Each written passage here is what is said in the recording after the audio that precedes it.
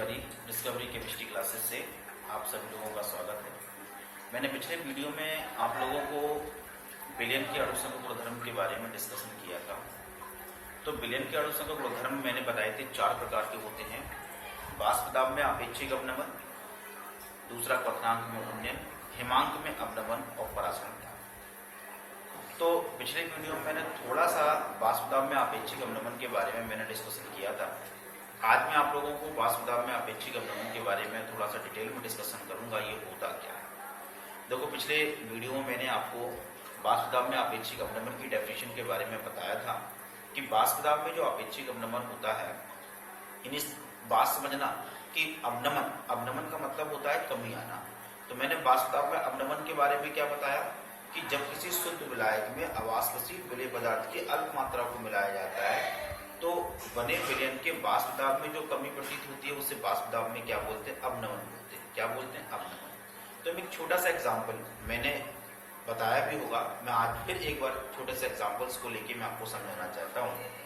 देखो, जैसे अवनमन वाष्प दाब में कमी यानी प्रतीत कैसे होती है उस चीज को समझना कि देखिए, यहाँ पर मैंने 2 कंटेनर लिए। एक कंटेनर में मैंने क्या लिया? शुद्ध विलायक लिया। दूसरे कंटेनर में मैंने क्या लिया? विलायक के साथ उसमें एक अवाष्पशील विलेय पदार्थ लिया। इस कंटेनर को मैंने बिल्कुल बंद करके रखा हुआ है। यहाँ मैंने एक टेम्परेचर दिया, एक ताप दिया। ताप देने से क्या होगा? इसके वेपर बनेंगे। ये वेपर क्या होंगे? जब ऊपर टकराएंगे, टकराने के बाद जब नीचे आएंगे, यानी इसकी जो लेयर है किसकी है? विलायक की है। यानी इस पर जो वाष्प दाब लगेगा, ऊपर से आने पर जब टकराएंगे तो यहाँ पर क्या पड़ेगा? इस पर दाब पड़ेगा।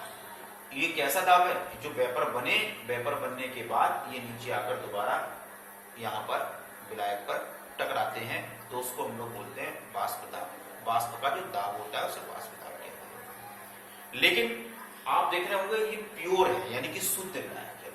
और शुद्ध विलायक में जब हम लोग गर्म करते हैं तो वेपर बड़ी तेजी के साथ ऊपर जाता है और जाने के बाद कंटेनर की दीवार से टकराने के बाद जब नीचे की तरफ आता है तो प्रेशर लगाता है। तो काफी मात्रा में सब प्रेशर लग रहा है, काफी ज्यादा प्रेशर लग रहा है। लेकिन इसी शुद्ध विलायक में जब हम कोई अवाष्पशील विलेय पदार्थ को मिला दें, जैसे NaCl, अब NaCl को जब मिलाएंगे तो अब ये विलयन बन जाएगा। NaCl हमारा विलेय हो गया और विलायक आपका क्या है?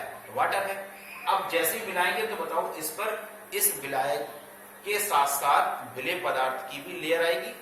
और जब लेयर आएगी तो जब हम इसको गर्म करेंगे तो बताइए, केवल विलायक के जो अणु होंगे वो ही वाष्पित होंगे, लेकिन उतनी संख्या में वाष्पित नहीं हो पाएंगे जितनी संख्या में शुद्ध विलायक के वाष्प दाब वाष्पित हो रहे थे, क्योंकि इसके यहाँ की लेयर पर केवल क्या था? विलायक के अणु ही थे।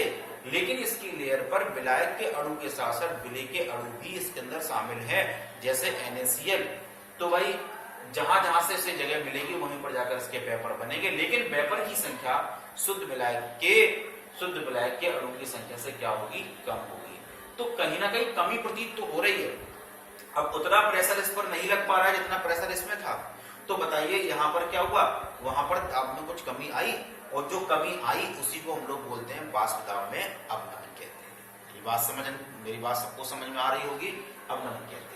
मान लीजिए मैंने यहाँ पर P1 नोट ये वाष्प दाब में ये इसको माना है, और P1 किसको माना है? यहाँ पर ये विलयन का वाष्प दाब माना है। तो P1 हमने माना है विलयन का वाष्प दाब होता है, और P1 नोट जो मैंने माना है शुद्ध विलायक का क्या है? वाष्प दाब। तो एक बात यहाँ से क्लियर हो गई होगी, P1 का जो मान है वो P1 नोट से क्या होगा? कम हो जाए, क्योंकि यहाँ पर वाष्प दाब कम, यहाँ पर वाष्प दाब क्या होगा? ज्यादा होगा। वाष्प दाब जहाँ कम है वहां ज्यादा हो, तो इसके हिसाब से अगर हम इसका रिलेशन देखें तो P1 less than P1 not. मेरी बात सबको समझ में आ गई होगी। फिर मैं एक बार डेफिनेशन को दोहराता हूं। जब किसी शुद्ध विलायक में अवाष्पशील विलेय पदार्थ की अल्प मात्रा को मिलाया जाता है तो बने विलयन के वाष्प दाब में जो कमी होती है उसे वाष्प दाब में क्या बोलते हैं? अवनमन कहते हैं। लेकिन कभी कभी क्वेश्चन आता होगा, अवनमन का कारण क्या है? तो देखो, अवनमन के कारण के अकॉर्डिंग अगर हम लोग देखें तो मैंने यहाँ पर भी जिक्र किया है कि अवनमन का कारण है क्या, कि मैंने क्या बताया? विलयन की सतह पर वो आपका देखे दूसरे कंटेनर में विलयन बन गया। विलेय तथा विलायक दोनों के अणु उपस्थित हैं। इसमें NaCl जो लिया है वो भी है, और विलायक के अणु भी इसके ऊपर क्या है? उपस्थित है। अतः सतह का विलायक अणुओं द्वारा घिरा हुआ भाग, सतह का विलायक अणुओं द्वारा घेरा हुआ भाग कम हो रह जाता है। अब विलायक के अणु जो होंगे वो कम हो जाएंगे क्योंकि विलय ने भी अपना स्थान घेर लिया है। तो सीधी सी बात है, भाग कम हो गए, जिसके कारण सतह को छोड़कर जाने वाले विलायक अणु की संख्या क्या होती है, घट जाती है। अतः विलायक का वाष्प दाब भी कैसा हो जाता है, कम हो जाता है। परिणाम स्वरूप दिए गए ताप पर विलयन का वाष्प दाब शुद्ध विलायक के वाष्प दाब से क्या हो जाता है, कम हो जाता है। यही कारण होता है अवनमन का। भाई दोनों में अगर रिलेशन देखा जाए तो यहाँ पर केवल विलायक के अणु थे, यहाँ पर विलय और विलायक दोनों के अणु थे। तो यहाँ केवल विलायक के अणु थे तो भाई वेपर ज्यादा बनेंगे, यहाँ दोनों के हैं तो भाई विलय का तो कोई काम नहीं, उसका तो कोई वेपर नहीं बनेगा, लेकिन विलय की जहां जहां से जगह मिलेगी उसके ही वेपर्स वहां कम बनेंगे। तो भाई सीधी सी बात है, इसका ज्यादा होगा और इसका विलयन का क्या होगा, कम होगा। तो रिलेशन के अकॉर्डिंग मैंने आपको बताया P1 less than P1 not, जहां P1 नॉट हमारा क्या है, शुद्ध विलायक का वाष्प दाब है, और P1 हमारा क्या है, विलयन का वाष्प दाब। अब मैं छोटा सा एक डेरिवेशन कर लेता हूं उसमें। देखो ये P1 के बारे में मैंने बताया विलयन का वाष्प दाब। तो विलयन का जो वाष्प दाब होता है ये आपके किस पर निर्भर करता है, विलायक के मोल प्रवाह के समानुपाती होता है। किसके, विलायक के मोल प्रवाह के समानुपाती होता है। इस प्रोपोर्शनल के साइन को जब हटा दें तो P1 नॉट, तो P1 नॉट हमारा क्या है, शुद्ध विलायक का वाष्प दाब है। तो हमारा रिलेशन क्या बना, P1 equal to P1 not into X1। तो दोनों तरफ मैंने क्या किया, P1 नॉट से घटा दिया। इस इक्वेशन को P1 नॉट से दोनों तरफ जब मैंने घटा दिया तो आप देखेंगे यहाँ पर शुद्ध विलायक का वाष्प दाब और ये क्या है, विलयन का वाष्प दाब का जो अंतर होता है उसे हम लोग किससे लिखते हैं, डेल्टा P से लिखते हैं।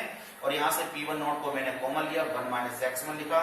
इस P1 नॉट को मैंने डिवाइड कर दिया, delta P upon P1 not equal to 1 minus X1, 1 minus X1।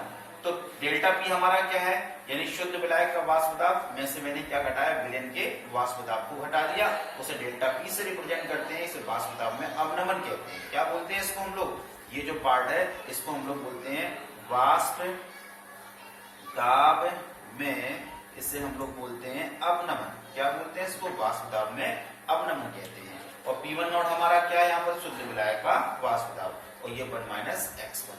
आप लोग जानते हैं हम मोल प्रवाह का जो योग होता है वो एक होता है, X1 plus X2 equal to 1। यहाँ से X2 की वैल्यू निकालेंगे तो 1 माइनस X1, ये 1 माइनस X1 के स्थान पर जैसे ही X2 रखेंगे तो हमारा फॉर्मूला क्या बनेगा, delta P upon P1 not equal to H2। यहाँ से एक डेफिनेशन साफ साफ निकल रही है, आप जरा देखें ध्यान से। ये डेल्टा P वाष्प दाब में अवनमन है और P नॉट क्या, शुद्ध विलायक का वाष्प दाब है, दोनों का रेशियो है। और ये रेशियो जो है वो क्या है, X2 हमारा क्या है, विलय का मोल प्रवाह। तो कहने का मतलब क्या हुआ कि वाष्प दाब में अवनमन और शुद्ध विलायक का जो वाष्प दाब का जो अनुपात होता है ये विलय के मोल प्रवाह के क्या होता है, बराबर होता है। इसी को ही हम लोग क्या कहते हैं, वाष्प दाब में आपेक्षिक अवनमन। क्या होता है, वाष्प दाब में आपेक्षिक अवनमन। बिल्कुल सिंपल सी बात मैंने आपको समझाई है।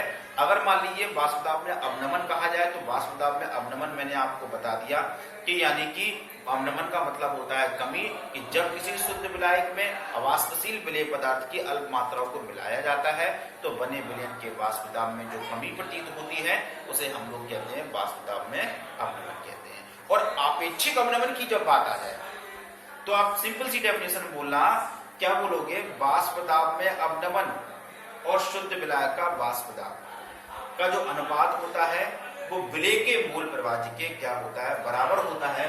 इसी को ही हम लोग कहते हैं वाष्प दाब में आपेक्षिक अवनमन। मैं आशा करता हूं मेरे इस वाष्प दाब में आपेक्षिक अवनमन को अब आप लोग समझ गए होंगे, इसके डेरिवेशन को भी समझ गए होंगे।